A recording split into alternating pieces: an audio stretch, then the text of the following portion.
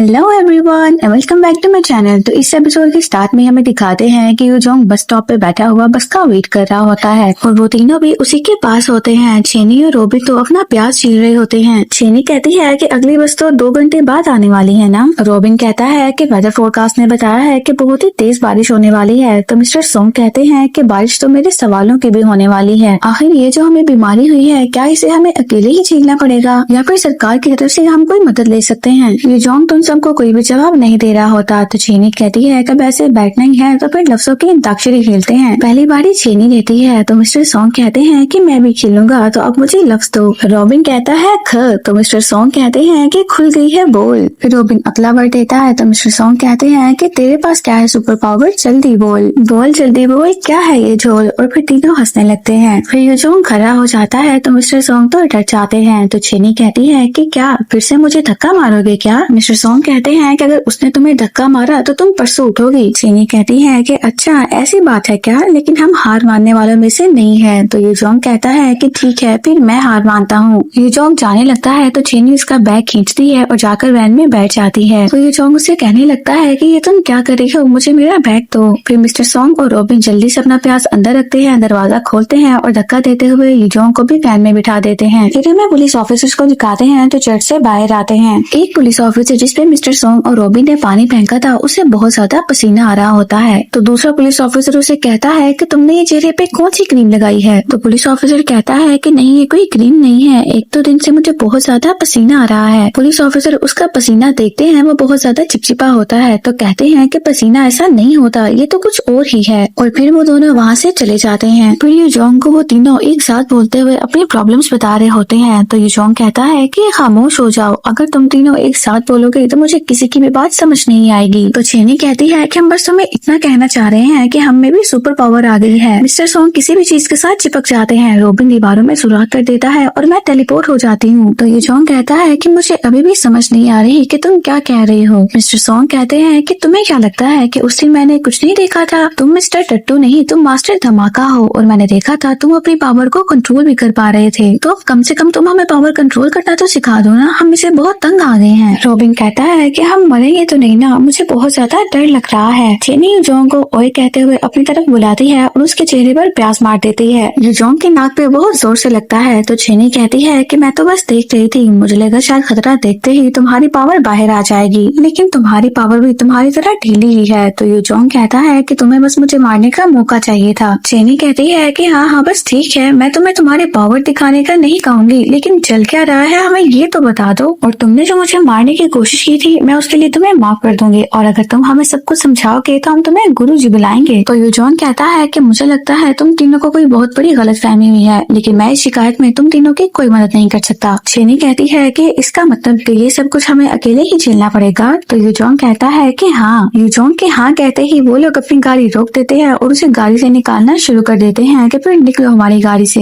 यूजोंग कहता है कि ये क्या बात हुई, पहले तुम लोग मुझे किडनैप करते हो और फिर कहीं भी छोड़ देते हो, ये कौन सी जगह है, मैं यहाँ पर नहीं उतरूंगा। मिस्टर सॉन्ग भी आते हैं और यूजोंग को पीछे करने लगते हैं और कहते हैं कि हमें माफ करना, हम तुम्हारी शिकायत में कोई मदद नहीं कर सकते। अभी ये चारों यूं ही लगे हुए होते हैं कि पुलिस की गाड़ी को अनकंट्रोल्ड आते हुए देखते हैं। पुलिस ऑफिसर जिसके ऊपर पानी गिरा था उसकी बॉडी पूरी तरह से ढीली हो चुकी होती है और फिर उनकी गाड़ी जाकर टकरा जाती है। फिर एक पुलिस ऑफिसर को चेनी, रॉबिन और मिस्टर सॉन्ग तो बाहर निकाल लेते हैं, लेकिन इफेक्टेड पुलिस ऑफिसर अभी तक गाड़ी के अंदर ही होता है। फिर रॉबिन और चेनी पुलिस ऑफिसर को निकालने के लिए जाते हैं, उसका हाथ पकड़ते हैं तो वो बहुत ज्यादा लचकदार होता है और ऐसा होता है जैसे उसमें हड्डी ही ना हो। चेनी और रॉबिन कहते हैं कि ये इसके हाथ को क्या हो गया है। फिर जैसे ही रॉबिन उनके कॉलर को पकड़ता हुआ उसका चेहरा देखता है तो दोनों ही चीखने लगते हैं। फिर वो तीनों आकर गाड़ी को सीधा करने लगते हैं, गाड़ी में आग लग जाती है। चेनी मिस्टर सॉन्ग और यूजोंग से कह रही होती है कि तुम दोनों वहाँ पर खड़े क्या कर रहे हो, तुम्हें दिख नहीं रहा कि हम क्या कर रहे हैं, यहाँ पर आकर हमारी मदद करो। और यूजोंग से कहती है कि क्या तुम सच में अपनी सुपर पावर यूज नहीं करोगे, तुम्हें क्या अपनी ये सुपर पावर कब्र में लेकर जानी है। मिस्टर सॉन्ग उन दोनों से कहते हैं कि तुम दोनों पागलों वाले काम मत करो, एम्बुलेंस आने वाली है तो अपनी जान को खतरे में मत डालो, हमेशा से जीरो हो तो जीरो ही रहोगे, हीरो बनने की कोशिश मत करो। तो चेनी कहती है कि चाचा हम दोनों कम से कम मदद तो कर रहे हैं ना, और तुम कुछ और नहीं तो कम से कम आग बुझाने के लिए पानी तो ले आओ। तो मिस्टर सॉन्ग यहाँ वहाँ देखने लगते हैं कि अब मैं पानी कहाँ से लेकर आऊँ, और चेनी से कहते हैं कि मैं एक अच्छा सिटीजन हूँ इसलिए जा रहा हूँ, तुम्हारी बात सुनकर नहीं जा रहा। फिर यूजोंग उन दोनों की मदद करने का सोचता है। अपनी पावर को यूज करते हुए वो कार को ऊपर उठाने लगता है। रॉबिन कहता है कि लगता है मेरी पावर वापस आ गई है। चेनी यूजोंग की तरफ देखती है तो यूजोंग दूसरी तरफ देखने लगता है। तो चेनी कहती है कि अच्छी बात है, तुम अपनी पावर को लोगों की भलाई के लिए इस्तेमाल करना। फिर कार ऊपर हो जाती है, दरवाजा खुलता है और पुलिस ऑफिसर बाहर आ जाते हैं। मिस्टर सोंग को दिखाते हैं जो पानी लेने के लिए जाते हैं और वहाँ पर बहुत ही बड़ी कार फिश देखते हैं और इतनी बड़ी फिश देखने के बाद मिस्टर सोंग के तो होश उड़ जाते हैं। चेनी उस अफेक्टेड पुलिस ऑफिसर को खींचते हुए कार से दूर ले जाने लगती है। जैसे जैसे चेनी उसके बाजू खींच रही होती है उसके बाजू भी लंबे होते जाते हैं। फिर यूजोंग कार को नीचे रखता है तो रॉबिन कहने लगता है कि मैं तो एक सुपर हीरो हूँ। मिस्टर सोंग वहाँ पर आते हैं और फिश के बारे में सबको बताने लगते हैं। तो चेनी कहती है कि पहले जाकर आग बुझाओ। मिस्टर सोंग आग बुझाते हैं और फिर रॉबिन को बताने लगते हैं कि मैंने बहुत बड़ी फिश देखी है यहाँ पर। रॉबिन मिस्टर सोंग को अपनी बात बताने लगता है कि मैंने अभी अभी कार को अपने हाथों से उठाया और अब मैं कोई यूजलेस नहीं रहा, अब मैं बहुत काम का बंदा हो गया हूँ। तो मिस्टर सोंग उसे चुप करवाते हैं कि मैं तुम्हें इतनी सीरियस बात बता रहा हूँ और तुम ये क्या बोले जा रहे हो। और फिर वो रॉबिन को फिश के बारे में बताता है। तो रॉबिन कहता है कि ऐसी चीजें बस तुम्हें ही दिखाई देती हैं, हद होती है लंबी लंबी फेंकने की भी। तो मिस्टर सोंग रॉबिन को पकड़ते हैं और कार पे हाथ रखते हैं और कहते हैं कि तुम्हें क्या लगता है कि मैं झूठ बोल रहा हूँ? मैंने आज तक अपनी बीवी से कभी झूठ नहीं बोला है। और फिर झूठ बोलते ही मिस्टर सोंग फिर से चिपक जाते हैं। मिस्टर सोंग देखता है तो उसके दोनों हाथ चिपक चुके होते हैं, एक रॉबिन पे और एक गाड़ी के साथ। और फिर पुलिस कार में दोबारा से आग लग जाती है। चेनी कहती है कि क्या हुआ, फिर से चिपक गई हो क्या? और वो भी ऐसे वक्त में। रॉबिन भी अपने आप को छुड़वाने की कोशिश कर रहा होता है और कहता है कि मिस्टर सोंग मुझे छोड़ दो। तो मिस्टर सोंग कहते हैं कि मुझे कोई शौक भी नहीं है तुम्हें पकड़ के रखने का। चेनी यूजोंग के पास आती है और कहती है कि तुम देख नहीं रहे अब क्या हो रहा है, वो दोनों जल के राख हो जाएंगे, उनकी मदद करो और उन्हें वहाँ से निकालो। फिर यूजोंग हल्के से अपनी पावर को यूज करते हुए उन दोनों को गाड़ी से पीछे करने की कोशिश करता है, लेकिन ऐसा नहीं होता। मिस्टर सोंग कहते हैं कि मिस्टर टट्टू अगर तुम कुछ कर ही रहे हो तो सही से करो। रॉबिन कहता है कि क्या तुम्हारी पावर भी तुम्हारी तरह हल्की ही है? फिर यूजोंग उन्हें 2-3 दफा अलग करने की कोशिश करता है, लेकिन ऐसा नहीं होता। यूजोंग फुल पावर यूज करते हुए उसे हटाता है तो रॉबिन के कपड़े फट जाते हैं जहाँ से मिस्टर सोंग ने उसे पकड़ा होता है और रॉबिन मिस्टर सोंग से अलग हो जाता है। लेकिन मिस्टर सोंग अभी तक कार के साथ ही लगे हुए होते हैं और कहते हैं कि मेरा क्या, मैं क्या यहाँ पर मर जाऊँ? फिर रॉबिन मिस्टर सोंग को देख रहा होता है कि अब तुम्हारा क्या होगा। तो मिस्टर सोंग कहते हैं कि मैं बहुत ढीठ हूँ, मैं नहीं मरूंगा, तुम लोग यहाँ से दूर हो जाओ, गाड़ी कभी भी फट सकती है। चीनी देखती है और कहती है कि क्या ये अब मरने वाला है? नहीं, ऐसा नहीं हो सकता, तुमने अपनी बातों से मेरा जीना हराम कर दिया था, तो तुम तो सिर्फ मेरे हाथों से मरोगे। चीनी ये कहते हुए भागते हुए मिस्टर सोंग के पास आ रही होती है, लेकिन वो टेलीपोर्ट हो जाती है। रॉबिन मिस्टर सोंग के पास आता है और कहता है कि तुम ऐसे नहीं मर सकते, अभी कुछ देर पहले तो इतनी पावर थी, अभी ये कहाँ चली गई? और मिस्टर सोंग को छुड़वाने की कोशिश कर रहा होता है, लेकिन वो नहीं छुड़वा पाता, आग और तेज हो जाती है। मिस्टर सोंग कहने लगते हैं कि मेरी फूटी किस्मत है कि मेरे मरने के वक्त भी तुम मेरे साथ हो। रोते हुए कह रहे होते हैं कि तुम मेरे साथ क्यों हो, तुम जैसा फालतू आदमी मेरे क्या काम आएगा। ये सुनकर रॉबिन को गुस्सा आने लगता है तो कहता है कि अगर तुम मर नहीं रही होते तो तुम्हें अच्छे से बताता। और फिर उसकी पावर काम करने लगती है और जैसे मिस्टर सोंग का बाजू खींचता है तो कार ही वहाँ से टूट के बाहर आ जाती है। तो यूजोंग और मिस्टर सोंग दोनों ही हैरान हो जाते हैं। फिर मिस्टर सोंग उसे दूसरी साइड से भी उतारने को कहते हैं तो रॉबिन कार की पूरी छत को ही उखाड़ लेता है और मिस्टर सोंग भी अलग हो जाते हैं। फिर वो मिस्टर सोंग को उठाते हुए कार से दूर भागने लगता है। जैसे ही कार फटने वाली होती है तो यूजोंग उसे दूर फेंक देता है। इतने में चेनी भी वापस से टेलीपोर्ट होकर आ जाती है और कहती है कि मिस्टर सोंग का हाथ ही काट देते हैं, इस तरह से वो बच जाएगा। फिर वो देखती है कि मिस्टर सोंग तो पहले ही बच चुके होते हैं तो कहती है कि ओ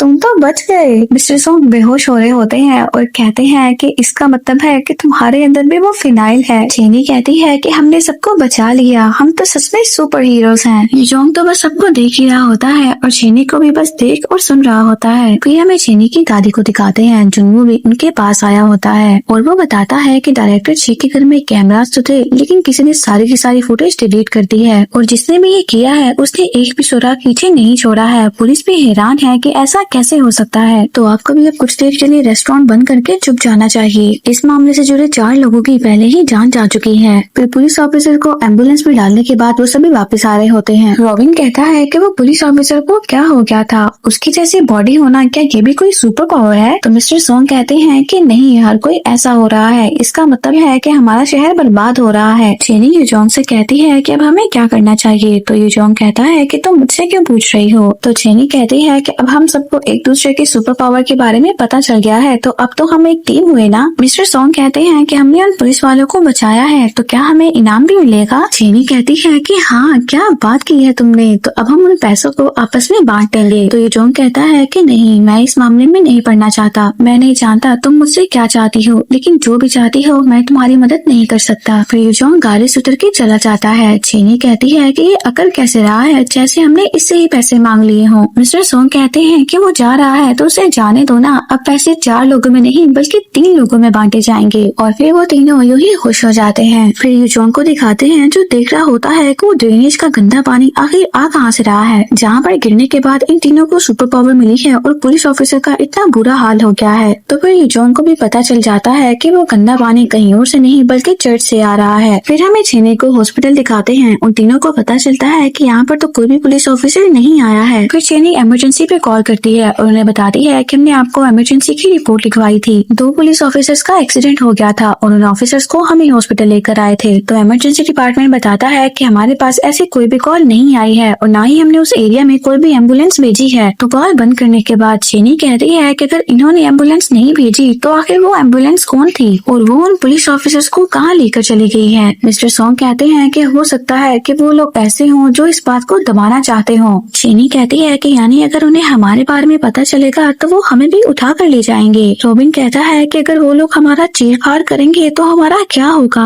मिस्टर सॉन्ग कहते हैं कि बस कुछ भी करने से पहले वो लोग हमें बेहोश कर दें। रॉबिन कहता है कि मुझे बहुत ज्यादा डर लग रहा है। फिर हमें यूजोंग को दिखाते हैं जो ड्रेनेज की फाइल देखने के बाद खुद से कह रहा होता है कि मेरा इस मामले से कोई लेना देना नहीं, मुझे कुछ नहीं करना है। फिर जब यूजोंग वहाँ से बाहर आता है तो देखता है कि पालू उसके पीछे होता है। यूजोंग उसे कहता है कि यहाँ पर बाहर वालों को आना मना है। पालू कहता है कि बात कुछ ऐसी है कि कभी कभी लोग अपने रास्ते से भटक जाते हैं और ऐसी जगह पहुँच जाते हैं जहाँ पर उनकी कोई जरूरत नहीं, और फिर यही बात उनकी मौत की वजह बनती है। मैंने सही कहा ना 3972। तो यूजोंग अपने पॉकेट से अपना हाथ बाहर निकाल लेता है अपनी पावर को यूज करने के लिए। पालू कहता है कि यहाँ पर तो बहुत से लोग मारे जाएंगे, क्या फिर भी तुम मुझसे लड़ना चाहते हो। इतने में वहाँ पर यांगस्यू आ जाता है और वो यूजोंग से कहता है कि तुम मेरे हॉल में जाकर पार्टीशंस लगा दो, अब कल की मीटिंग की मुझे तैयारी करनी है तो मैं नहीं कर पाऊंगा। तो यूजोंग कहता है कि ठीक है मैं कर देता हूँ। फिर यांगस्यू वहाँ से चला जाता है। पालू कहता है कि तुम बिजी लग रहे हो, इसलिए मैं सीधा मुद्दे की बात पर आता हूँ, तुम वहाँ पर हेसुंग सिटी क्यों आए हो। यूजोंग कहता है कि मैं एक सरकारी नौकर हूँ, जहाँ मेरा ट्रांसफर हो जाता है मुझे वहाँ जाना पड़ता है। पालू कहता है कि यानी कि पापा ने तुम्हें यहाँ पर नहीं बुलाया। तो यूजोंग कहता है कि पापा,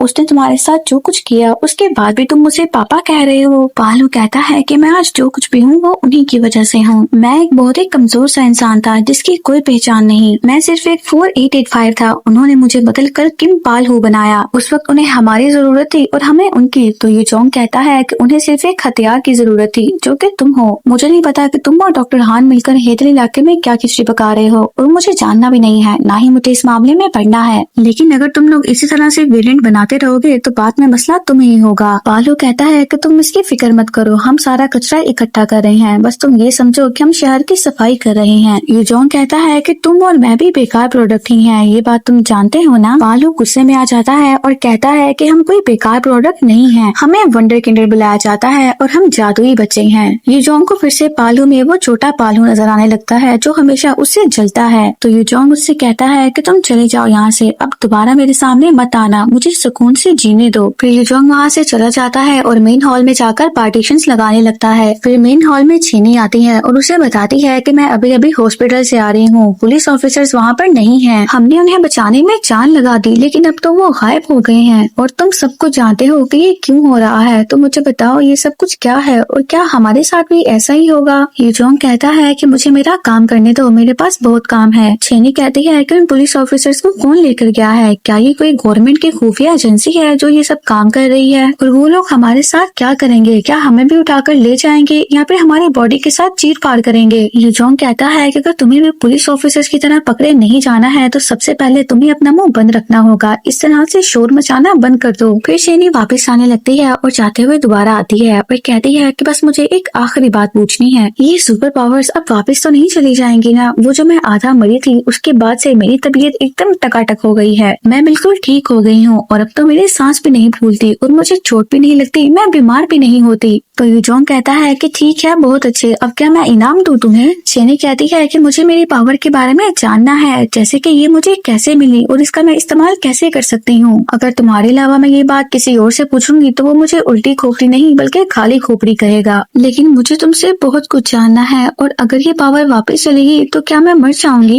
यूजोंग कहता है क्या तुम सच में वंडर किंडर के बारे में नहीं जानती? तो चेनी कहती है कि फिर से वही बात, कहीं इस वंडर किंडर में कोई मसला तो नहीं? वो मरी हुई आत्मा को चिड़िया में तो नहीं डाल देते? मैं तो बहुत खुश थी कि मैं मरी नहीं हूँ, क्या मैं चिड़िया बन गई हूँ? यूजोंग कहता है कि वो जो कोई भी था वो अपने मकसद में कामयाब नहीं हो सका था और सब कुछ खराब हो गया। फिलहाल में नायोंग आ जाती है और वो यूजोंग को ढूंढती है। यूजोंग चेनी से कहता है कि तुम्हें जाना होगा, तो चेनी कहती है कि नहीं, मैं नहीं जाऊंगी, पहले तुम मुझे ये बताओ मैं चिड़िया तो नहीं बनूंगी ना? यूजोंग कहता है कि नहीं, तुम नहीं बनोगी, अब मुझे जितना पता था मैंने तुम्हें बता दिया है, अब बाकी तुम किसी और से जाकर पूछ लो। चेनी कहती है कि ठीक है, फिर मैं इसी लड़की से जाकर पूछती हूँ कि ये वंडर किंडर क्या है, हो सकता है कि उसका दिमाग ठिकाने पर हो, क्योंकि हमारे शक्तिमान तो बुद्धिमान है ही नहीं। फिर जैसे ही चेनी ऊंची आवाज से बोलते हुए उसे बुलाने वाली होती है तो यूजोंग उसके मुंह पर हाथ रखता है और उसे चुप करवाता है। नायोंग को लगता है कि शायद यहाँ कोई नहीं है तो वो वापस जाने वाली होती है। चेनी यूजोंग से कह रही होती है कि अपना हाथ हटाओ वरना मैं तुम्हारे हाथ पर काट लूंगी। चेनी यूजोंग का हाथ पीछे कर रही होती है और यूजोंग अपना हाथ पीछे नहीं कर रहा होता और इतने में ही चेनी यूजोंग को जोर से एक थप्पड़ लगा देती है। यूजोंग की ग्लासेस बाहर जाकर गिर जाती हैं, जो कि नायोंग देख लेती है और वहाँ पर आने लगती है। यूजोंग के चेहरे पर थप्पड़ का निशान होता है और उसका चेहरा रेड हो चुका होता है। नायोंग जब यूजोंग के पास पहुँचती है तो वहाँ पर चेनी नहीं होती, चेनी टेलीपोर्ट हो जाती है। नायोंग यूजोंग को देखती है और कहती है कि तुम यहाँ पर हो, उनसे पूछती है कि तुम्हारे फेस को क्या हुआ? यूजोंग कहता है कि वो शर्माने की वजह से ऐसा हो गया है। तो नायोंग कहती है कि तुम मुझसे शर्मा रहे हो। यूजोंग भी चेनी को देख रहा होता है कि ये कहाँ चली गई है। नायोंग जब यूजोंग से बातें कर रही होती है तो चेनी वहीं पर दोबारा से टेलीपोर्ट होकर आ जाती है। चेनी नायोंग के पीछे होती है। जैसे ही नायोंग पीछे देखने वाली होती है तो चेनी फिर से वहाँ पर नहीं होती। यूजोंग कहता है कि ये काम तो हो चुका है, तो जो सफाई का काम है वो हम मिलकर कर लेंगे। तो नायोंग कहती है कि क्या कहा मिलके, और तुम कभी भी टीम डिनर पे नहीं जाते हो, तो क्या तुम हमारे साथ टीम डिनर पे भी जाओगे? तो यूजोंग कहता है कि जी हाँ, जरूर जाऊंगा, अब आप जाइए। जब नायोंग जा रही होती है तो उसके सर पे चेनी का मोबाइल गिरने वाला होता है, जो कि यूजोंग पकड़ लेता है। नायोंग पीछे देखती है तो यूजोंग मोबाइल को पकड़ता हुआ उसे बाय करने लगता है और नायोंग तो इसी से ही खुश हो जाती है क्योंकि वो पहले ही यूजोंग को पसंद करती है। नायोंग के जाने के बाद चेनी कहती है कि मुझे अब तो नीचे उतार दो। फिर हमें दिखाते हैं कि यूजोंग ने चेनी को ऊपर दीवार के साथ लगा दिया होता है। फिर यूजोंग चेनी को ऊपर से नीचे तो लेकर आता है लेकिन पूरा फ्लोर तक नहीं लेकर आता। चेनी अभी भी हवा में होती है, खुद को देखती है तो कहती है कि तुम्हारी पावर तो एक नंबर है यार। और फिर यूजोंग को गुरुजी कहने लगती है। यूजोंग उसे हवा से ऐसे ही नीचे फेंक देता है। फिर कहता है कि तुम्हारी सुपर पावर नहीं जाने वाली है, मैं भी पहली बार मरते मरते बचा था। फिर यूजोंग चेनी का मोबाइल हवा में उड़ाते हुए उसकी तरफ फेंकने लगता है